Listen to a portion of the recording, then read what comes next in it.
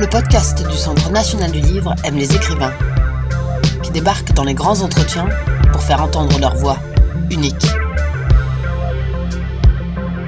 Au programme Chemin de traverse, écriture qui bouleverse. Écoutons les pensées, sages, énervées, extatiques, et laissons-nous bousculer pour ne plus revenir à l'identique. Le roman d'Anne Scott, Les Insolents, paru aux éditions Calman Levy, nous parle d'Alex, une musicienne qui tourne le dos à une vie parisienne qui ne lui donne plus l'adrénaline qu'elle a connue plus jeune et qui préfère la solitude et la mer au bout de la rue en Bretagne au vacarme qui ne l'intéresse plus. Les amis promettent de venir mais tardent, les amours réapparaissent en songe mais sont chassés comme des idées noires, une nouvelle vie commence. Anne Scott a été récompensée par le prix Renaudot pour Les Insolents. Elle se raconte dans son livre, franche, sensible et sans concession. C'est parti. Ce livre, vous l'avez écrit comme un journal intime ou comme un manifeste ? Je sais pas, je me souviens que pour Superstar, quelqu'un avait écrit que c'était un manifeste de Génération Techno. Mais c'est pas du tout l'intention. Au départ, c'était une espèce de journal que je tenais pour me remettre d'une rupture. Dans Superstar, c'est pas du tout un manifeste. Donc là non plus, non, c'est pas un journal, enfin c'est pas un journal que j'ai transformé en roman. Voilà, si c'est ça. C'est ma question. Non, j'avais envie d'écrire un roman sur l'arrivée d'une fille au bord de la mer qui quitte tout, mais je savais pas très bien ce qu'il y aurait dedans. Je savais pas si ça ferait 200 pages ou 500, si ça se passerait sur plusieurs années ou 3 saisons, j'avais aucune idée. Et puis en fait, parfois le livre il est fini et vous vous rendez compte et vous dites « Ah ok, d'accord, c'est pas ce que je pensais que ce serait, mais c'est ça, c'est comme ça. » Donc pour l'instant, j'ai pas de recul, je sais pas du tout. On dirait parfois une héroïne à la Françoise Sagan. J'ai lu un papier hier qui disait que Les Insolents, ça parlait de comment réinventer l'amour, etc., au-delà de 50 ans, sur les rivages de la vieillesse. Et je me suis dit, pardon, c'est pas un livre sur les seniors, c'est un livre sur quelqu'un qui a 45 ans, quoi. Et j'étais surprise et je me suis demandé si la personne qui avait écrit le papier était très jeune et si pour il ou elle, avoir 45 ans, c'était être sur les rivages de la vieillesse. Et ça m'a fait me demander comment la fille du livre, le personnage dans le livre, sera quand elle sera vieille. Je me suis demandé ça pendant 5 minutes. En fait, j'en sais rien. Peut-être elle va ailleurs. Peut-être ça s'arrête pas là. L'amour, c'est quelque chose qu'on chasse ou qu'on cherche en littérature. Votre narratrice semble avoir le cœur brisé. Oui, mais pas à cause d'une personne, à cause de l'ennui, peut-être. Ouais, le fait de pas avoir des histoires intéressantes. Ça peut briser le cœur. On peut avoir le cœur brisé par un état de fait et pas juste par une personne. Elle fuit une vie mondaine. Il faut habiter dans une grande ville si vous profitez de la grande ville. Si vous allez au cinéma, si vous allez au musée, si vous allez voir des vernissages, si vous allez dîner chez vos amis, si vous faites des fêtes, des machins comme ça. Si vous êtes un peu solitaire et que vous sortez pas beaucoup, ça n'a pas de sens. Et à partir de là, ce qui commence à avoir un sens, c'est le confort au quotidien. Quand vous sortez peu et que vous êtes pas reclus, mais disons semi-reclus, ce qui compte, c'est le confort. Et ce confort-là, il est pas possible dans Paris. C'est devenu trop cher. À la campagne, vous avez 3 fois la taille pour moitié moins cher. Parce qu'on n'y pense jamais. Moi, j'ai passé 50 ans sans y penser. Je serais peut-être partie plus tôt. Et si vous avez la mer au bout de la rue, voilà quoi. Il est très autobiographique, votre livre. Non, parce que les doubles, entre guillemets, littéraires sont toujours plus cool, plus sexy, plus sympa, plus mystérieux, plus romanesque. L'auteur est beaucoup plus ennuyeux, beaucoup plus terne, on va dire. Pas forcément intellectuellement, mais beaucoup moins flamboyant, on va dire, dans sa façon de gérer le quotidien. Mais il y a des passages qui sont autobiographiques, il y en a qui ne le sont pas. Votre livre commence par le vol de la guitare de votre narratrice, plus jeune, qui part à New York pour faire de la musique. Et finalement, on n'entend plus parler de musique. Pourquoi ? Parce que la musique, c'est une bande-son aussi de la façon dont on vit, je trouve, quelle qu'elle soit. Et c'est pas très rock'n'roll la vie au bord de la mer. On peut avoir des coups de sang où on écoute de la musique super fort en pleine nuit, des trucs très rock ou même punk ou avec à même 180 BPM s'il faut de la techno. Mais c'est pas. Moi, j'écoute des instrumentaux là-bas ou de la musique classique, donc il pouvait pas y avoir de rock dans un livre qui se passe sur une plage, parce qu'il y a beaucoup de silence surtout. La musique, en tout cas le rock, ça va avec la nuit, ça va avec les néons, ça va avec les gens, ça va avec l'alcool, ça va avec plein de trucs. Tout ça, c'est absent. Au bord de la mer, il y a rien du tout. Il y a une cheminée. C'est pas que c'est pas sexy, c'est que ça, il y a pas de raison d'écouter de la musique qui donne envie de se jeter contre les murs en pleine campagne. Tout seul. Non mais si, il m'arrive d'avoir des espèces de crises bizarres au milieu de la nuit où j'écoute de la musique à fond, mais c'est un coup de sang qui dure un quart d'heure. Ouais. Mais ça s'y prête pas, quoi. Superstar raconte les années rock et techno des années 90. La nuit inspirante, c'est fini selon vous? La nuit est morte et c'est pour ça que je suis partie, puisque y a rien enfin, c'est terrifiant d'habiter dans une grande ville et il y a rien à faire le soir. Dans les années 2000, au moment de Superstar, c'est partout. Ouais. C'est pas juste au Rex et au Pulp. Ouais. C'est partout. Dans tous les bars du Marais, il y a des before, il y a des after. C'est partout l'électro. Donc ça domine. Ouais. Exactement de la même manière que le rock dans les années 80, je pense. Ça vous manque? Mais ce qui manque, c'est l'adrénaline de sortir. C'est de s'habiller et de se dire, de s'habiller, de se coiffer et de se maquiller, de sortir et la nuit qui commence, quoi. C'est génial. Pourquoi avoir décidé de partir dans le Finistère? Votre narratrice aurait pu aller voir du côté d'une grande ville européenne, comme Berlin ou Londres. Parce que je pense que c'est pareil que Paris. Londres, c'est fini. Enfin, il doit, peut-être Berlin encore, il se passe peut-être des choses. Mais, parce que ma mère s'est remariée à 70 ans. Et que elle s'est remariée avec quelqu'un qui habitait dans le Finistère et qu'elle m'envoyait des couchers de soleil à 500 mètres de chez elle sur la plage. Et je me suis dit, mais c'est pas possible, elle voit ça tous les jours, moi aussi je veux ça. Donc je suis partie pour ça. Et pourquoi là? Et pas le sud, par exemple? Parce que j'ai une tante qui travaille dans l'écologie depuis quasiment les années 80 et qui m'a dit bientôt le sud, le climat, ce sera le Maghreb. Ce sera tellement sec, tellement chaud et j'aime pas la chaleur, donc voilà. Mais j'aurais pu partir je sais pas, au fin fond de la Suède ou de la Finlande. Je trouve les paysages. Je voulais des paysages. Je voulais vraiment la beauté des paysages. Après, la poésie de la rue, de la nuit, où il peut se passer un truc à chaque carrefour dans la nuit, ça existe plus, ça. Je trouve. Ou alors, c'est un truc pour les mômes et je suis plus assez môme, peut-être. Peut-être qu'il y a encore peut-être que ce que j'appelle les mômes, les moins de 20 ans aujourd'hui, peut-être qu'avec la musique, peut-être qu'avec ce qu'ils écoutent, ils ont encore ces coups de cœur, ils ont encore ces trucs où ils marchent, ils boivent, ils tombent amoureux dans la nuit et tombent amoureux le lendemain. Mais peut-être c'est un truc d'âge et peut-être que je peux plus, ça, c'est tout, parce que c'est trop loin. Et c'est peut-être pour ça que ça marche plus sur moi, la ville. Et j'ai donné 50 ans à la ville, c'est beaucoup. Il faut, en espérant qu'il reste encore quelques décennies, il faut voir autre chose. Vous pensez que la ville vous a donné aussi?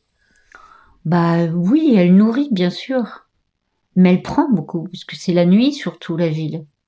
Enfin, je veux pas paraphraser Boranger, mais c'est surtout la nuit. Et la nuit, c'est à la fois vachement tendre et vachement cruel. Enfin, il se passe des choses la nuit. C'est violent. Même juste psychologiquement. Tout est exacerbé, mais il y a plus ça. Enfin, moi, j'ai plus ça. Ouais. Mais peut-être que les gens qui ont 30 ans de moins ont encore ça. Je dis pas que c'est mort, je dis que c'est mort pour moi, quoi. Ouais. Voilà. Et donc là, la plage, c'est juste sublime. Même quand il fait gris, c'est magnifique. Je suis pas très bonne. Pour ça, il faudrait relire Duras. Il y a des très très belles pages chez Duras sur les nuances de gris de la plage. Bon, c'est la Normandie, mais ouais. Ce qui est incroyable, c'est que quelle que soit l'heure de la journée où j'y vais, je suis seule. Sur une plage qui fait des kilomètres, je suis entièrement seule. Et ça, c'est énorme, ça. Et comme j'ai une tendance à adorer les ambiances de fin du monde, les choses post-apocalyptiques, pas les films de zombies, mais les trucs post-apocalyptiques où les gens sont seuls. Tout d'un coup, il y a une personne qui est seule et qui doit survivre. En général, j'ai un faible pour ça. Je suis seule là-bas. Et c'est jouissif. Alors, s'il y avait une deuxième personne à côté, ce serait pas mal. Pour échanger? Pour tout. Pour tout. Pour tout partager. Pas échanger, non. Pour vampiriser la personne, pour lui donner, pour lui prendre et pour faire ce qu'on fait quand on est deux, qu'on est amoureux et que on se cogne dans les gens, c'est fort, quoi. Donc, évidemment, c'est moins bien tout seul. Mais je crois qu'il y a une phrase dans le livre qui dit ça, qu'elle a appris à être seule. elle en crève d'être seule, mais elle a appris à faire avec, quoi. Et je pense qu'on est obligé d'apprendre, sinon on est malheureux toute la vie. Donc on est obligé, à partir d'un certain âge, je pense, à apprendre à n'avoir personne avec qui partager. Ou personne qui est du même avis. Sinon, on court tout le temps après quelqu'un, et à force de courir après les gens, on va avec les premiers qui passent, et c'est pas les bons, et on fait que des erreurs. Quand on part vivre au bord de la mer, on espère que tout d'un coup, il y a quelqu'un qui va surgir sur la plage, qui est aussi seul que vous. Non pas qu'il faille mettre de solitude en commun, parce que la solitude des autres, non merci, tout de même, mais quelqu'un qui est touché par les mêmes choses, quoi, et qui a les mêmes manques, ça serait cool. Votre personnage est assez radical. Mais elle est radicale parce que si elle trouve pas ce qu'elle veut, elle va pas se mettre avec quelqu'un qui lui plaît qu'à moitié, c'est chiant. C'est très compliqué d'être deux, je trouve, mais même sur un plan amical. Donc, pour pouvoir faire des compromis et supporter l'autre, il faut vraiment avoir une passion pour l'autre, en tout cas une grande estime pour l'autre. Sinon, qu'est-ce qu'on va aller supporter les défauts des autres et faire des efforts nous-mêmes pour les autres si on les aime pas, ou si on les aime qu'à moitié? C'est pas drôle, quoi. Donc, moi, je préfère être seule, ouais. En tant qu'écrivaine, à quoi vous sert la littérature ? Je crois que j'écris les histoires que j'aimerais lire et que je trouve pas. En fait, je crois que j'écris les films que j'aimerais voir. Sauf que c'est pas du tout une écriture. C'est une écriture, on dit que c'est une écriture cinématographique parce qu'elle est visuelle, mais c'est pas ça une écriture cinématographique. C'est intérieur, nuit, table. Et vous êtes inspiré pour donc un prochain livre, là, non ? Ouais, bien sûr. Je sais pas si vous pouvez en parler, vous dites. Mais je peux pas vous en parler parce que j'ai pas le début d'une idée de ce que ça va être. J'ai des bribes. Oui. J'ai des scènes où je vois des gens, je sais pas qui ils sont encore, je sais pas quel âge ils ont. Tiens, lui, il est peut-être 40, mais peut-être il a 60 ans, je le vois, il est loin, je vois pas bien, mais je le vois faire un truc et je me dis, tiens, ça serait une scène du prochain. Pour l'instant, c'est des bouts. Et parfois, ça naît du livre précédent. Je me dis, tiens, et lui, qu'est-ce qu'il devient? Ou bien, tiens, dans tel livre, il y a tel personnage, il avait un père comme ci, et le père, il n'a pas eu droit à son histoire. Tiens, je vais aller reprendre le père là-bas. Alors, ça sera un autre, parce que je veux pas qu'il ait les enfants du livre d'avant, sinon tout se croise, c'est trop compliqué, et c'est très contraignant si vous reprenez des personnages existants. Mais par exemple, dans celui-ci, il y a un personnage du précédent. Lequel ? Jean, qui est un guitariste. Dans le précédent, il y a de la musique. Il y a que quand on veut raconter quelque chose, le précis, qu'on connaît l'histoire au départ. J'ai pas ça souvent. J'ai eu ça pour le précédent, par exemple, parce qu'il fallait que j'écrive ce livre-là sur ce sujet-là. Alors que celui-ci, il est venu parce que j'étais assise là devant cette maison que je venais de louer. Je me suis dit, tiens. Est-il question, en filigrane, de paradis perdu, de l'enfance, de l'insouciance ? Quand on est jeune et qu'on sait pas ce qu'on fait, bon, d'abord, on est plus joli à regarder, on est en meilleure forme, on peut faire tout et n'importe quoi et ça se paye pas trop cher. Mais on sait pas ce qui va se passer plus tard et on prend des coups et on souffre, mais ça va tellement vite, c'est un tel tourbillon, on est vivant, quoi. On est vraiment vivant. Et après, on a toutes les marques sur le visage de ce qu'on a vécu. On a des trucs où on voit une situation qui se met en place, on se dit « Oh non, j'ai pas envie de recommencer ça. Non, ça, je veux pas y aller. » Et on devient très chiant, en fait, en vieillissant. Et puis, on a peur de tomber malade, on a peur de mourir, on a peur de plein de trucs. Donc oui, évidemment que le moment où on a 20 ans et on monte sur le toit d'une voiture qui roule à 50 dans les rues de Paris, ouais, bien sûr, il y a la nostalgie de tout ça, évidemment. Parce que là, on a peur de rien et si on meurt, c'est pas grave. Vous avez peur de la mort ?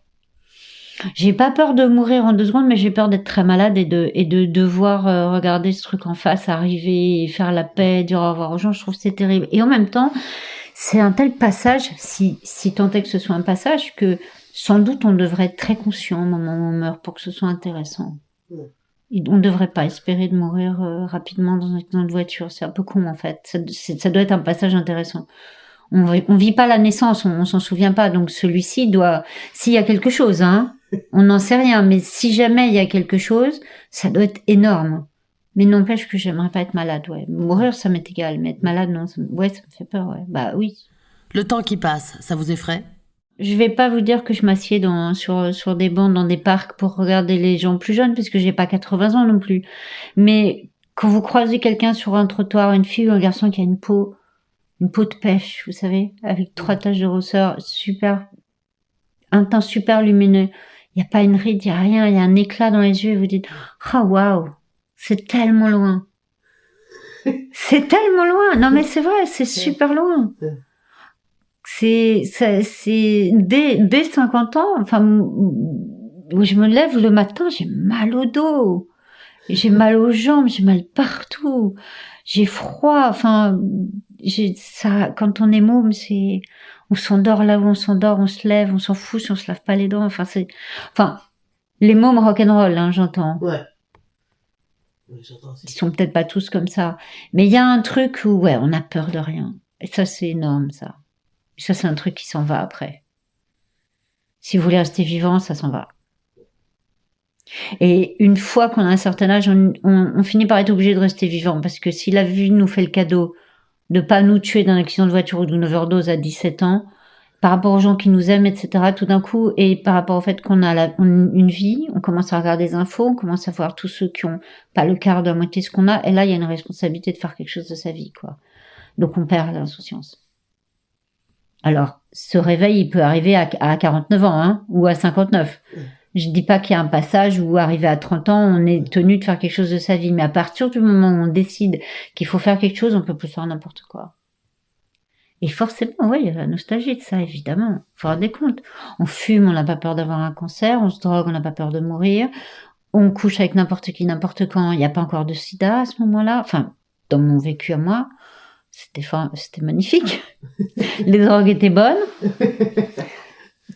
La musique était bonne, la musique était fantastique. Je vous mentirais si je vous disais que j'ai vu exactement qui je voulais en concert, parce que c'est pas vrai, il y avait déjà des groupes qui étaient séparés, mais il y a eu, aux années 80, des groupes qu'on a aimés en temps réel, et non pas, sur YouTube en vidéo parce qu'ils ont splitté, qu'ils n'existent plus. Et ça, mais, encore une fois, moi, je suis triste aujourd'hui parce qu'il n'y a plus les groupes que j'aime, mais les mômes aujourd'hui, ça existe, la musique. Ils vont voir Rihanna, ils vont voir Beyoncé, ils vont voir machin, truc et chose, et ils sont très contents. Et ça va avec, pour moi, ça me plaît pas, ça m'ennuie, mais pour eux, c'est l'équivalent de ce que machin, truc et chose était pour moi il y a 30 ans, et ainsi de suite. Donc, je pense pas que la musique se soit forcément dévaluée sur ce plan-là. L'Internet a tout mis, c'était Harmony Korine qui disait ça, il y a plus d'underground, tout est accessible. Il y a que le dark web qui est underground, avec toutes les cochonneries qui s'y passent, avec toutes les mochetés qui s'y passent. Tout le reste est à portée de main. Vous pouvez aussi bien aller voir des performances ultra gore, que je sais pas quoi, que du violoncelle. Il y a tout, et tout est acceptable. Mais il n'y a pas un truc qui domine. Donc il n'y a pas d'engouement. L'engouement, il est dans les festivals de musique qui s'appellent techno, mais pour moi, c'est de l'eurodance, quoi. Je trouve ça pourri, leur musique. Vous aimiez quoi, vous, dans la techno? J'aimais bien les DJ de hard techno, mais surtout la house de Détroit, etc. Et je vais pas citer de nom parce qu'en plus je vais écorcher leur nom parce que comme j'aime pas, j'ai pas mémorisé, mais tout ce qu'il y a aujourd'hui comme festival, mais même chez les Allemands qui ont été très très bons dans les années 2000, on dirait juste de l'eurodance, quoi. Alors, si ça plaît, tant mieux, mais moi je peux pas aller là-dedans. Ça sonne pas comme il faut. Vous avez une esthétique en particulier ou plusieurs? Je pense que mon esthétique est celle dans laquelle j'aimerais vivre et dans laquelle je pense que même pas 1% de la population vit parce que c'est inaccessible financièrement. Je pense que c'est très ennuyeux. Moi, j'aime l'architecture très nue, le Bauhaus des années 30, mais surtout, j'aime les blocs de béton et les choses très très nues. Et c'est très joli en photo, mais à l'intérieur, c'est absolument pas cosy. Donc, en fait, il y a l'esthétique et il y a ce dans quoi on aime vivre. Il faut faire un compromis entre les deux. Les gens qui vivent réellement dans ces blocs de béton, j'aimerais voir comment ils vivent, quoi. Parce qu'il y a rien qui traîne sur les photos de chez eux. Mais ouais, c'est important, bien sûr. La lumière. La littérature, c'est pas un accident, alors? J'ai commencé à écrire parce que je voulais plaire à quelqu'un qui écrivait. Et puis après, j'ai pris goût. Mais en fait, la première fois que j'ai compris que je voulais écrire, j'étais assise dans un jardin en Angleterre et j'ai entendu un morceau de Nina Simone à la radio. Et c'était sublime. Et c'était quoi? Je sais plus. Je me rappelle plus. Mr. Bojangles, un truc comme ça. Et j'entendais l'histoire que ça racontait. Je me disais, oh waouh, Et je voyais les images, et je voyais toutes les scènes de ce qu'elle... C'était assez linéaire pour que ça ait un sens. Et je me suis dit, ouais, je vais faire ça, je vais raconter des histoires.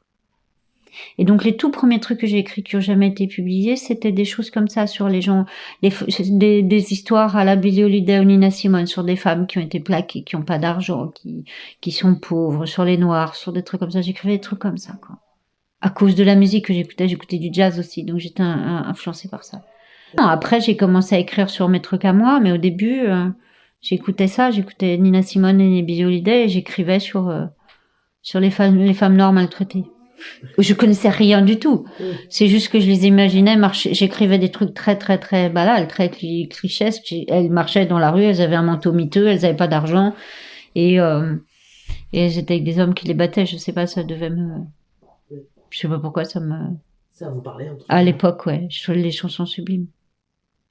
Vous parlez du destin dans votre livre, qui tente de nous prévenir si on est sur la mauvaise voie, mais qui abandonne si on persiste. Ça me fait peur, ouais. Parce qu'il y a des signes, qu'il y a des trucs... Ça, c'est oui, pour le petit Léo, oui, d'accord. Ouais. Il y a des signes qui montrent qu'on ne doit pas faire tel et tel truc, et qui nous le disent une fois, deux fois, trois fois, puis après, ils nous laissent tomber. Puis ils disent, ok, celle-là, elle veut pas savoir, ben on va la laisser aller dans le mur. Et ça m'est arrivé plein de fois, ça. Et ça m'effraie. Ouais, quand tout d'un coup, il y a plus les signaux que je me trompe de direction, je commence à paniquer et je fais machine arrière. Ouais. Dans les relations, dans les comportements, dans tout. Ouais. Parce que vous les avez au départ, c'est ça. Oui. Oui, quand par exemple, je sais pas, qu'est-ce que je peux vous donner comme exemple? Quand par exemple je tarde trop à terminer un livre, il y a tout qui tombe en panne. Il y a la télé, le grille-pain, les machins, il y a plus d'argent. Il y a plus d'argent du tout puisque je fais que ça. Il y a plus d'argent, c'est urgent de finir le livre pour que la dernière partie de la Valoir rentre et signer le prochain pour continuer à vivre. Et tout tombe en panne. Et si je m'y mets toujours pas, là je ne sais pas. Mais il va pas y avoir de signes en cours de route et le truc va s'enfoncer encore plus, ça va être de pire en pire. Et là, il faudra vraiment écrire avec le couteau sous la gorge après. Donc c'est dans des moments comme ça, ouais. Pour vous, c'est écrire ou rien? Bah oui. J'aimerais bien faire de la musique, mais je suis pas très bonne. Si je dois dire merci à quelqu'un là-haut, c'est ça, quoi. C'est d'avoir eu l'endurance de tenir dans les périodes où il n'y avait pas un centime. Jamais, pendant des années. Superstar, c'est bien vendu, puis après, c'est retombé. Comment on fait alors dans ces moments-là? Eh ben... Qu'est-ce que vous direz à quelqu'un qui est dans la même situation que vous? Je sais pas si c'est très joli ce que je veux dire, mais que si vraiment il y a que ça qu'il peut faire parce qu'il a l'impression de faire autre chose l'aliénerait et qu'il a quelque chose à donner là-dedans, qu'il prenne l'argent là où il est. Qu'il soit soutenu, qu'il se fasse soutenir partout où il peut, comme il peut, et qu'il avance et qu'il se pose pas de questions pour demain, juste s'il y a de quoi manger aujourd'hui et un toit sur la tête aujourd'hui. C'est bon, on verra demain pour demain, et qu'il avance. Il y a plein de gens qui osent pas, en fait, qui se disent, oh, je peux pas me faire entretenir, je peux pas demander, il faut que je travaille, il faut que je sois autonome. Et moi, ça m'a jamais traversé l'esprit. Ça ne m'a jamais traversé l'esprit de me dire, il faut que je sois quelqu'un de droite dans mes bottes, qui va gagner sa vie, et dans mon temps libre, j'écrirai. Non, j'ai fait exactement le contraire. Je me suis dit, je vais écrire et je trouverai demain de quoi manger pour demain. Et aujourd'hui, il y a ce qu'il faut, et c'est tout. Et donc, ça veut dire qu'on utilise tout ce qu'on a à portée de main pour garder l'objectif. Et j'imagine que tous les artistes sont comme ça. Ils sont le plus retors possible pour retomber sur leurs pieds, pour continuer à avoir de quoi se nourrir en avançant ce qu'ils font. Je pense que ça marche comme ça et pas le contraire. Donc c'est pas un bon conseil.